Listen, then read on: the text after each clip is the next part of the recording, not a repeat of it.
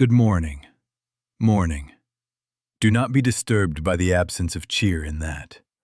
I am not here to pep you. I am here to place in your consciousness a living thing, and I have been up virtually all night with it. There is an urgency upon this that will not wait for jokes or smiles, and perhaps that is a kindness, because if you hear this rightly, it may be the most important sentence you will take into a year of living. Now, stop. Yes, stop trying to fix your life. I mean exactly that. Not slow down, not optimize, not make a better list. Stop. The first healing is not a new exercise. It is the cessation of an old reflex, the tireless, nervous whisper, "It's on me to fix it." That whisper is the illness, and the cure begins in the moment you do not answer it. Do not misunderstand me. This is not laziness. This is not indifference. This is spiritual accuracy. All that the world calls self-help is, for the most part, the worship of effort. It crowns the struggler and calls it virtue. It accumulates techniques like trophies on a mantle and then kneels before them as if method were God. But effort cannot touch the level where harmony is decided. Do you not see? You can polish the mirror all morning, but if there is no light in the room, nothing appears in it. You can tighten every screw on the radio, but if you are not on the wavelength, no music will come. Harmony is not manufactured by better hands. It is revealed by right resting. Now I know what is rising in you. The intellect is drawing itself up for debate. But there are bills, there are children, there is pain. Who will take care of these if I stop fixing? And I am saying to you, as gently and as firmly as a surgeon removing a thorn, the instrument you have been using cannot do this operation. Trying to understand this with the intellect makes it an absolute impossibility. The intellect lives by comparison, by two-ness, by pushing and pulling. And what we are speaking of will not obey those laws. We are not adding another cleverness to your shelf. We are consenting to an inner recognition to which cleverness has no key. So for now, lay down your tools. Put the wrench of willpower back in the box. Put the little hammer of anxiety on the table. For this hour, we are not making anything happen. We are agreeing not to interfere. If you will make some provision to study this afterward, good. But in this minute, be willing to let the breath go out of that sentence, "It's on me." Let it become a strand of silk that floats down and rests. There is a different order, a different center from which life lives itself. And before we speak of how, we must be still enough to admit that our fixing has never been that center. Thank you. Now, let us put a clear light on the one who is already reaching for the tools again. The fixer. Not a person, but a state of consciousness. The fixer is the one who believes separation is real. God is over there, the problem is over here, and in between is a little human who must somehow bridge the gap with effort, with method, with better timing and sterner will. That is the picture, and as long as that picture governs you, you will live on a narrow bridge over a canyon you yourself have imagined, tightening the ropes and calling it spirituality. The fixer assumes two powers. It says, there is a power called my problem, and there is a power called me. And with enough force, or cleverness, or prayer said loudly, I will move one power against the other. Do you not see that the very premise ensures conflict? Two powers must clash. Two powers must wrestle. Two powers must keep you employed. The fixer keeps itself in business by insisting there are two: God and you, harmony and your mess. It will even dress up in religious language and speak about inviting God in, as if God were an absent guest outside your door and you the doorman ringing the bell. Beneath that fixing there is a tremor, and I want you to be very gentle with it. It whispers, "If I do not manage this, I am not safe. If I release my grip, everything will fall. If I stop, there will be no one here to care for me." Do not shame that whisper. It is a child's logic born of long nights. Bless it for its devotion, and then see that it is built on a false map. Safety is not achieved by smaller fingers tightening their hold on larger waves.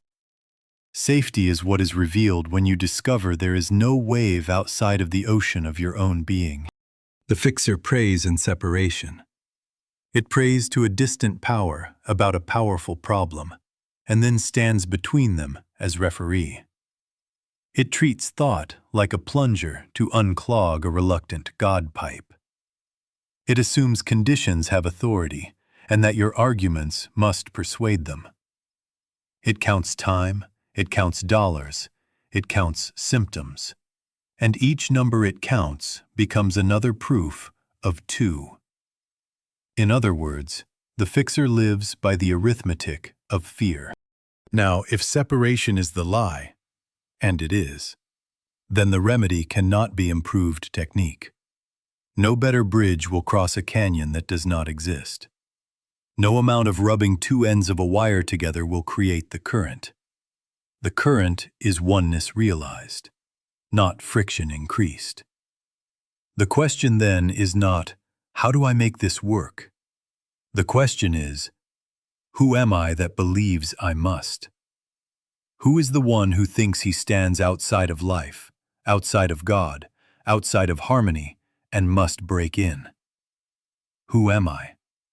What am I?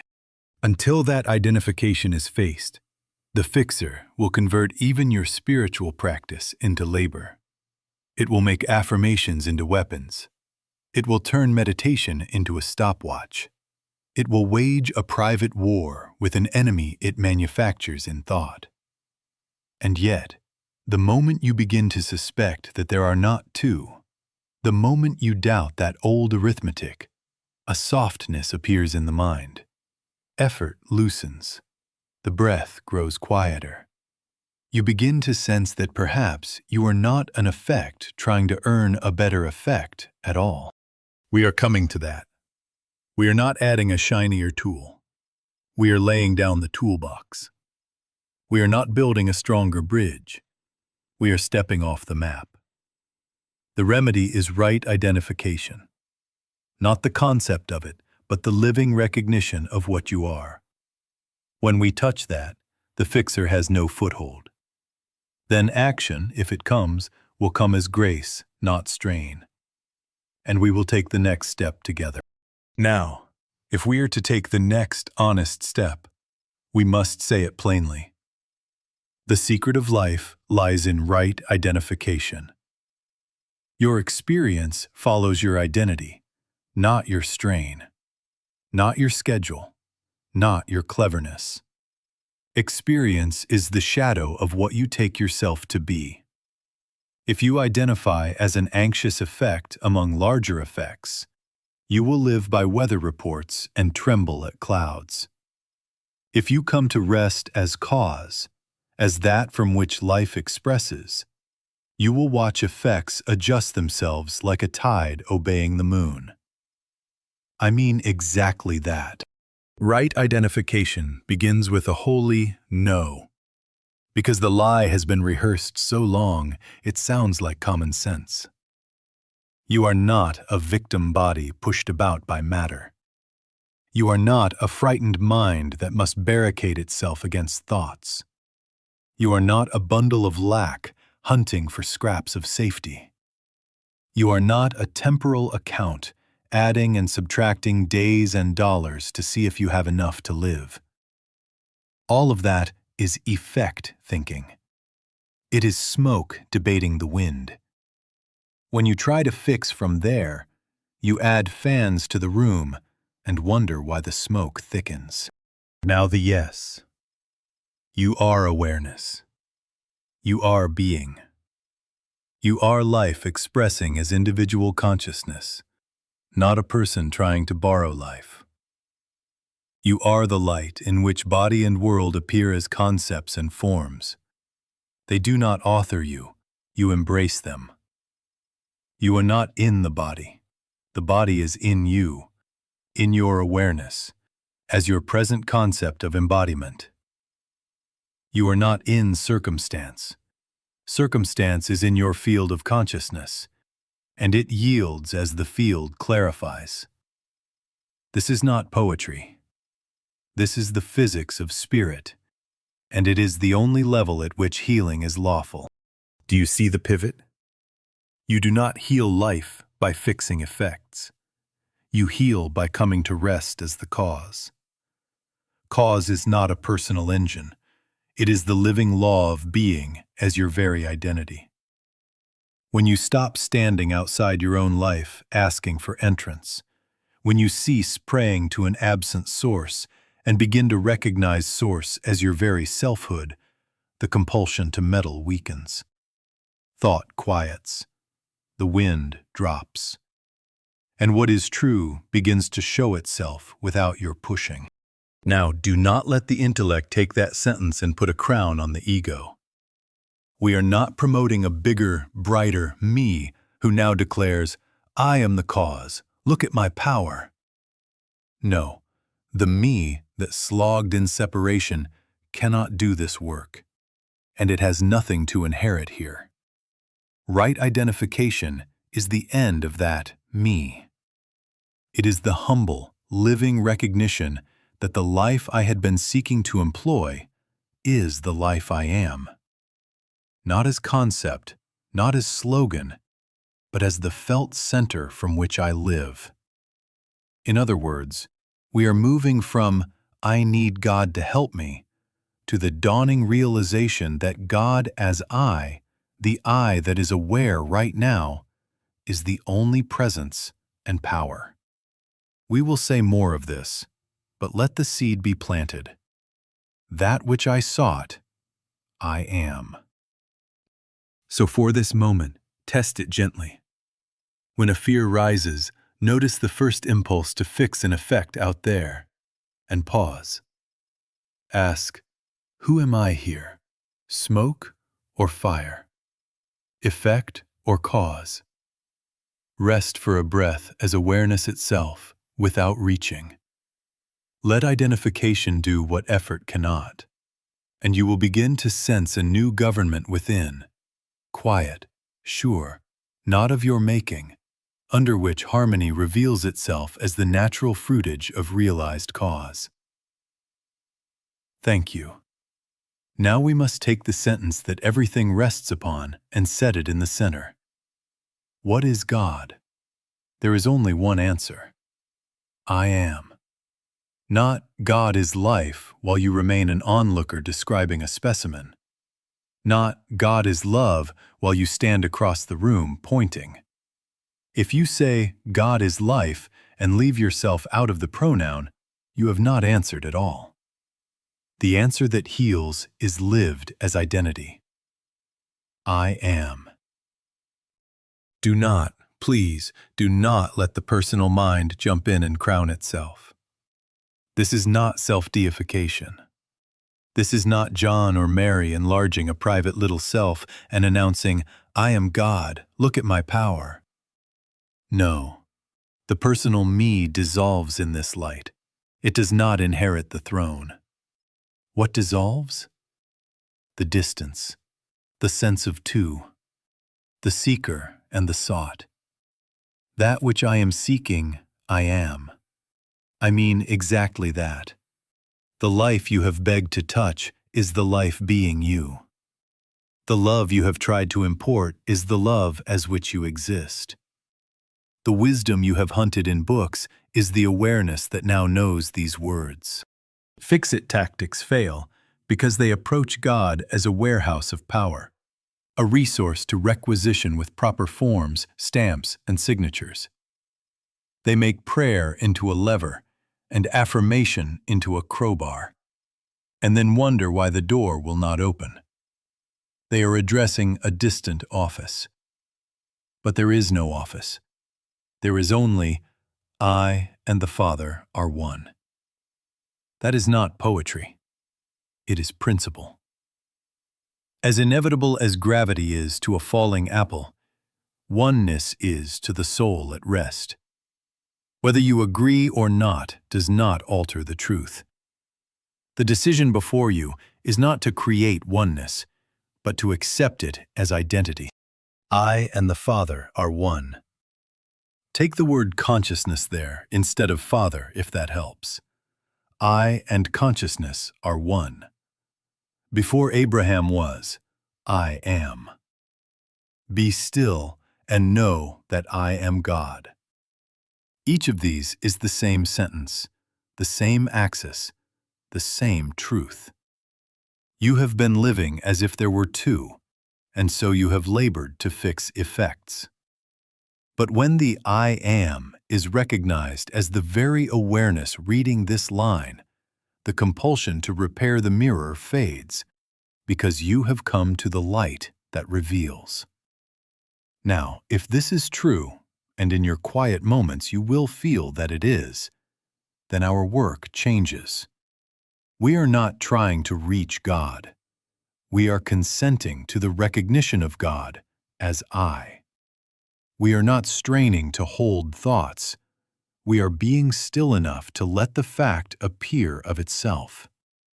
Contemplation replaces struggle. Listening replaces argument. We go within, not to get, but to be. We rest as the cause, and by grace, harmony unfolds as effect. Thank you. Now, before we go a single step further, let us put a very bright light on the next obstacle, because it is already forming arguments. Trying to understand this with the intellect makes it an absolute impossibility. I mean exactly that. The intellect is a beautiful instrument for measuring objects, for comparing edges and weights and times. It lives by two-ness, this or that, better or worse, before or after. It can take a watch apart and count the springs, but it cannot tell you what time is. It can parse the word ocean into letters and sounds, but it cannot get its tongue wet. It can recite, I and the Father are one, and still stand at the door as if an invited guest had not yet arrived. Do you see? Words about oneness are not oneness. If you stack 1,000 of them, you do not make a bridge to God. If you repeat a sentence 1,000 times without inner opening, you do not make it true. You make a chant for spiritual entertainment. There is a sweetness to that, and I do not despise it, but it does not heal. Information is sound. Realization is music. Information is a recipe. Realization is the loaf hot in your hands. Information rearranges thoughts. Realization dissolves the thinker and leaves light. And so I must warn you in advance, to spare you discouragement when the mind rises to object. If I am one, why do I suffer? If I am cause, why do effects look stubborn? That cry is expected at the doorway. You are standing between two climates of consciousness. One foot is still in the weather of comparisons, counting symptoms, counting dollars, counting hours. The other foot has touched the country where counting is not law. There is a moment, call it a holy tension, when contradiction seems to sharpen. Do not run. Do not fix. Be very still. The old concept is making its last case as it dies. Let it speak and pass. What then replaces the intellect for this work? Not dullness, not vacancy, a finer faculty, inner listening, spiritual sense. the stillness in which awareness is aware of itself without commentary. Be still and know. Not be still and think about knowing. Not be still and argue for an improvement. Be still and know. This is not passivity. It is agreement with reality. It is the end of mental management and the beginning of spiritual awareness. In that atmosphere, grace operates. In that quiet, what is true dawns of itself. Now, do not try to pull the sunrise up with a rope. Do not demand that the seed show you roots before it breaks the soil. Your work is to open the curtains and keep the soil soft. How? By consenting to intervals of thoughtlessness, not stupidity, not trance. Simple resting as the I that is aware, without adding a project to it. Notice the urge to fix and let it float by like a leaf on a river. Notice the mind assemble evidence of two and decline the invitation to trial. Return gently to the bare fact of I. In that quiet, recognition appears, not as fireworks, not as slogans, but as the ordinary certainty that requires no argument. Oneness is not a concept to master. It is the light that comes when the room becomes still enough to notice it has always been here. Thank you. Close your eyes for a moment. I mean exactly that. Let the scene of the room fall behind the lids. Let the pictures of today stand where they are without your help. Do not try to improve the breath. Do not try to think a holy thought. Simply notice that you are. Before a word, before the name on your envelope, before the story of what must be fixed, there is this plain, quiet fact. I am. Stay with that, not the sentence I am, but the naked being of it. There is an isness here that does not need your effort to keep it lit. Let yourself rest as that. Now, into this stillness, ask very softly, who is the one trying to fix? Where is that one located? Do not answer quickly. Look. Is it a thought? A little parade of words marching through? Is it a tension you can feel in the forehead, the shoulders, the stomach? Is it a memory flickering with pictures of yesterday's lack or tomorrow's pain? Let it show itself. Do not push it away. Do not pet it. Look. Where is the fixer? Can you find a solid center for it? Or do you find that it is only movement, thoughts rising and falling, sensations appearing and dissolving, in the open awareness that is simply here? Notice this. The awareness that notices the fixer is untouched. It is prior. It is not in the problem, any more than the screen is in the movie. The worry comes and goes. The plan comes and goes. The clench of I must swells and subsides. But the seeing of it remains. Unbreathing, unarguing, calm. This awareness is not a person. It is the light in which person appears. You do not manufacture it by being good. You do not improve it by rehearsing sentences. You recognize it by being still enough to notice that it was here before the fixer began its speech, and it is here after. Rest as that. Not apart from life. This is life. Not sidestepping duty. This is the only capacity in which true doing can arise. Now let a sentence, ancient and simple, appear in this quiet. Not my will, but thy will. Hear it not as defeat, not as the little self being trampled, but as alignment with what already is. Thy will is reality being itself. Thy is the I of your own being, the law of oneness operating without strain. Let the words dissolve into consent. Not my managing, not my counting, not my two powers wrestling, but thy being, thy order, thy effortless government. Say it once, and then let it be said in you without lips.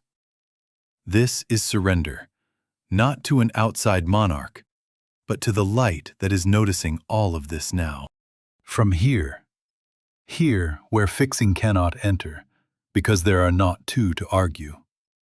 From here, we can look at the matters that seem to trouble us: supply, health, relationships. We will not chase oranges as if they were life. We will recognize life as supply and watch fruitage appear. We will not take the body as authority. We will see it as concept within consciousness and let consciousness show its health. We will not correct another to prove our power. We will see one life and let love dissolve the fiction of twos. But for this breath, remain where you are. The moment you rest as awareness, you stand where harmony can reveal itself without your strain. If you wish, open your eyes, but do not leave this place. Carry it in, and we will continue. Thank you. Now, let us take this stillness to the subject that seems to keep many of you awake at night: supply. I am going to say a sentence as flat as a plank and as loaded as a bridge. The oranges do not constitute supply. The orange tree constitutes supply. The fruit is the evidence. Do you see? You can pile oranges on a table and call it wealth, but you are already counting endings.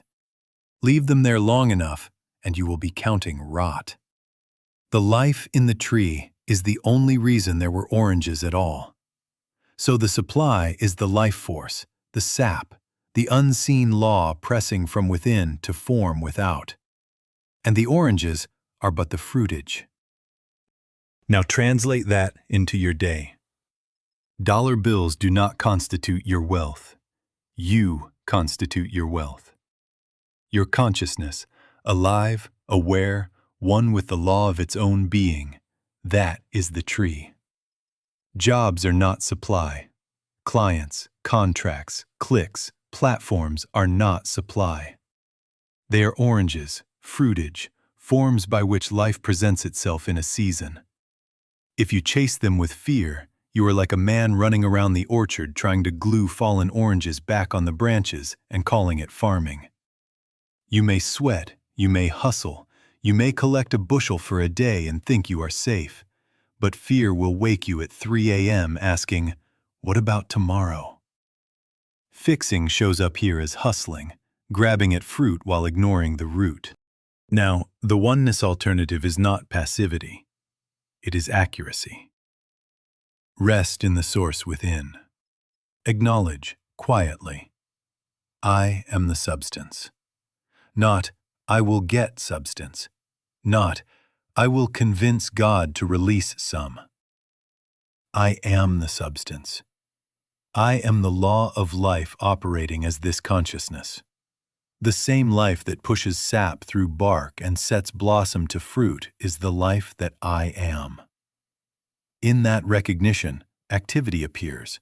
Right activity, not panic. A phone rings that you did not force. An idea ripens that you did not invent. A door stands where yesterday there was only wall. In other words, fruitage shows up by grace as effect when cause is realized. But must I not work? Yes, work. But let it be the work of the tree, not the scramble of the orchard thief. Let it be the natural expression of the life you are, not the bargaining of one separated from his own source. Do the email, take the meeting, write the proposal, but do not worship them. Do not count them as power. Do not hold them with white knuckles as if they were your breath. Enjoy the good as it appears, and know it as evidence, not origin. Be willing to see a channel come, and be just as willing to see it go. Because the tree remains, and the season turns, and life is not exhausted by one harvest. Sit again, even 30 seconds between tasks, and feel for the root. Not my will, but thy will. Thy life as my life. Thy order as my order. From that inner consent, you will find that supply is never late, never early, never scarce. It is self-ordered as fruitage. And as we leave this theme, take note. What is true of supply is true of health. The body's oranges do not constitute your life either. We will not wrestle with appearances. We will go to cause. Thank you. Now take the same light to health.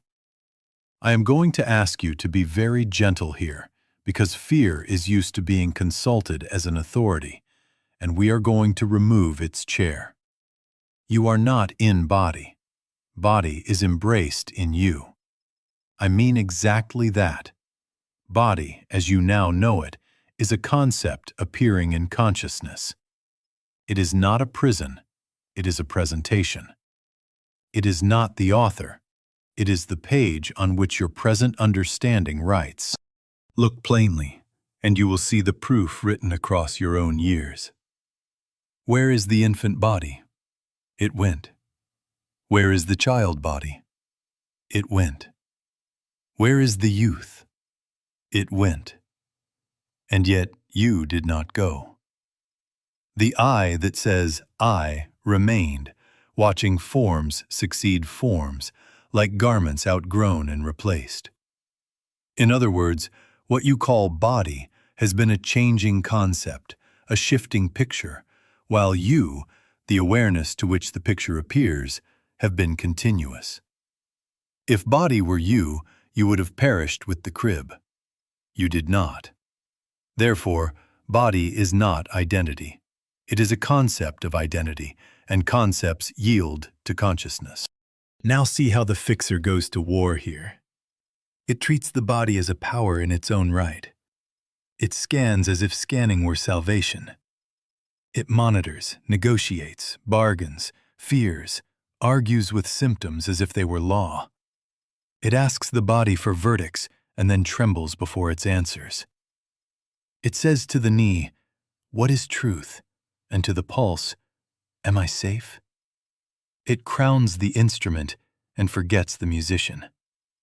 Do you not see the hopeless arithmetic of that? You are taking orders from your own changing concept and then calling those orders reality. We are not going to hate the body. We are not going to pamper it as a god. We are going to restore it to its rightful function, as temple, as instrument, as visible effect of invisible cause. Healing begins the instant you stop treating the body as the authority and recognize consciousness as the field of form. Be ye transformed by the renewing of your mind, your consciousness, and you will watch the concept called body conform to the law you are acknowledging. The Christ idea, oneness realized as I am, reveals harmony and makes the word flesh. Not by forcing matter to behave, not by wrestling effects into obedience, by letting realized cause radiate through the concept until the concept brightens. How? The same way you approached supply. Retire from argument. Retire from two powers thinking, disease on one side, you and your methods on the other. Sit down, close your eyes if you wish, and let this sentence be your atmosphere. I am life. Not, I have life. I am life. I am the law of life operating as this consciousness. Body is within this awareness as my present concept of embodiment, and this concept is subject to the light that I am. Rest there. Listen there. Consent there. Then act as wisdom directs, quietly, naturally. But do not mistake the act for the power. The power is the realized presence, and the act is its fruitage. As the concept shifts, function follows. As the tree is, so the fruit. You will find yourself less eager to study symptoms and more ready to behold reality. Less inclined to fight and more willing to yield to what already is true. And notice this. The very same war the fixer wages against the body, it wages in love. It tries to correct another as if they were outside your life, outside the one. In a moment we will step there, and you will see that the battlefield is the same. Two powers imagined, one power forgotten. Thank you. Now we step into the place where the fixer feels most justified. Love. Partners, parents, children, co-workers, the neighbor whose dog rewrites your lawn. This is where the urge to correct puts on its whitest robe and calls itself virtue. I must fix them for their own good, it says, and beneath the hymn you can hear the tremor, because their state has power over my peace. Do you see the claim? Their mood can darken my day. Their immaturity can rob my safety. Their mistake is real, and my judgment can fix it. That is separation trying to become righteousness.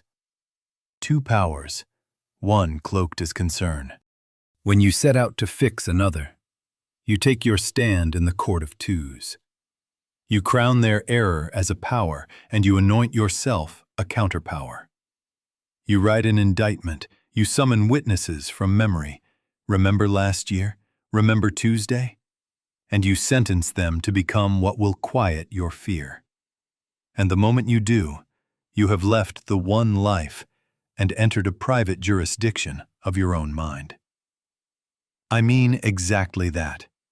The heat you feel in those corrections is the friction of two imagined powers grinding, your will against the world you made. The oneness move is altogether different. It is not denial, it is deeper seeing.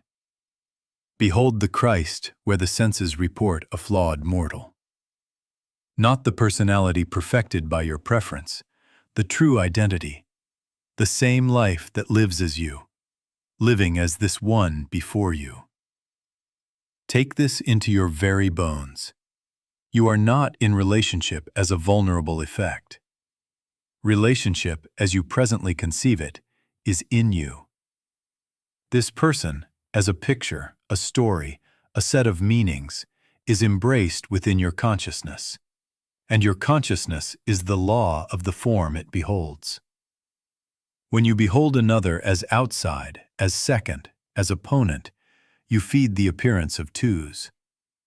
When you behold the Christ, you acknowledge one life and withdraw the fuel from the quarrel. How is that done? At the kitchen table, in the meeting, on the phone. First, withdraw the mental verdict. Close the court. Let the gavel fall to the cushion. Rest a moment. 10 seconds will do. Breathe without project. Then listen, not for ammunition, but for the quiet sense of I that is love itself. Let a simple recognition form. I am love. I am the law of love operating as this consciousness. In that atmosphere, right words arise without heat, or no words arise, and there is a calm boundary. Or there is an apology that is not a strategy, but a truth. Or there is a silence that heals more than a lecture ever could. Action will come, but as fruitage, not as attack. It may be firmness. It may be embrace. It may be departure. It will not be war. The moment you stop fixing others in thought, you stop feeding the illusion that they are outside the one life. You end the worship of their error as a power. You withdraw the electricity from the image you yourself were lighting up with fear. Sometimes they change. Sometimes they do not. But the climate changes. The atmosphere of one life begins to breathe in the room, and either the conduct softens or your seeing becomes so clear that you are moved effortlessly to the next right step. In both cases, grace has replaced management. Now gather this with what we have already seen in supply and health. It is the same law. One cause, one life, one I. Do not try to keep 3 manuals: money, body, people. Keep one practice. Surrender is not passivity. It is conscious agreement with reality. We will make provision for living it, not as an emergency maneuver, but as a daily rhythm that becomes your atmosphere. For this breath, let the correcting mind stand down. Behold the Christ. Consent to love as identity, and we will go on. Thank you. Now, what then replaces fixing? Surrender. But hear me, not resignation, not collapse, not neglect dressed up as spirituality. Surrender is conscious agreement with reality. It is the ending of the private claim to authorship and the yielding of government to the law already present. Not my will, but thy will, heard not as defeat, but as the precise alignment with what is. I mean exactly that. You are not dropping responsibility, you are dropping pretension. You are not abandoning action, you are abandoning self-initiated strain. Surrender is stronger than effort because it consents to the only power there is.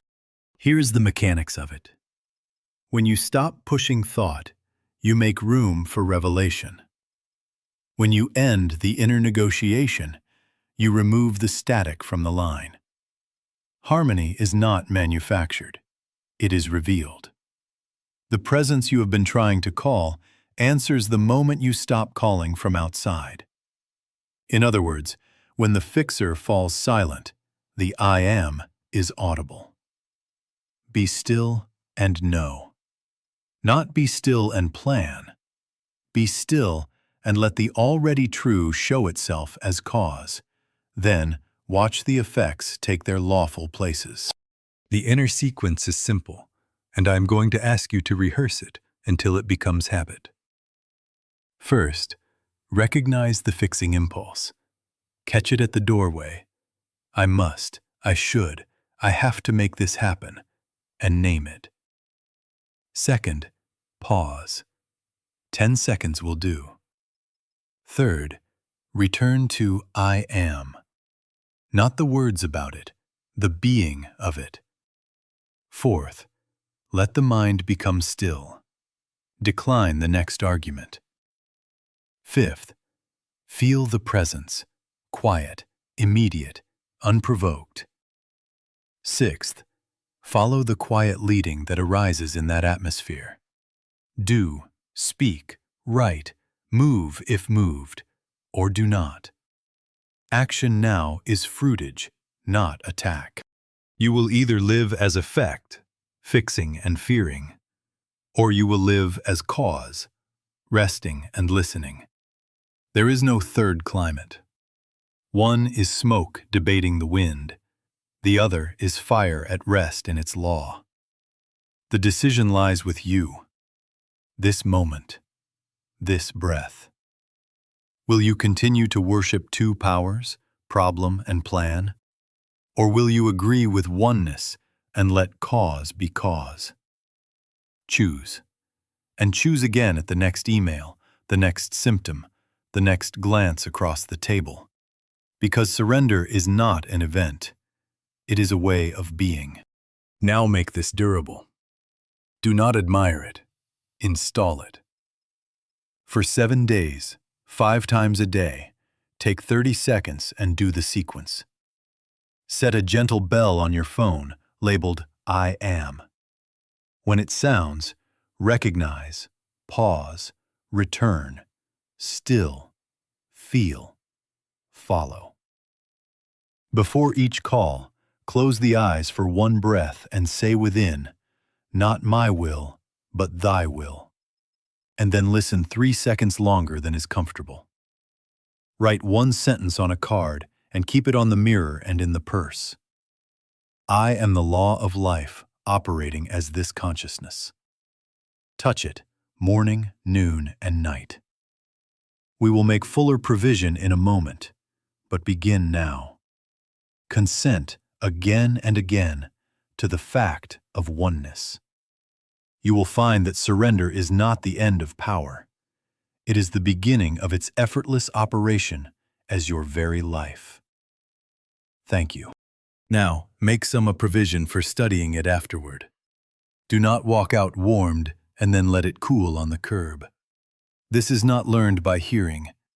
It is realized by living with one truth until it becomes your consciousness. I mean exactly that. One sentence for a year. Not 10 sentences for a week. Not a playlist of inspirations. One sentence, written out in your own hand, placed where your eyes must meet it. On the mirror. In the wallet. On the lock screen of the phone. Tucked in the visor of the car. A small card in the purse. Tape it to the kettle. Slip it under the keyboard. Let it interrupt you until you become it. Choose one. Do not be greedy. Perhaps, I cannot get life, I am life. Or, not my will, but thy will. Or, I go within. Or if the diagnosis still nips at your heel, the fixer believes separation is real. Select it now and do not trade it when the mood changes.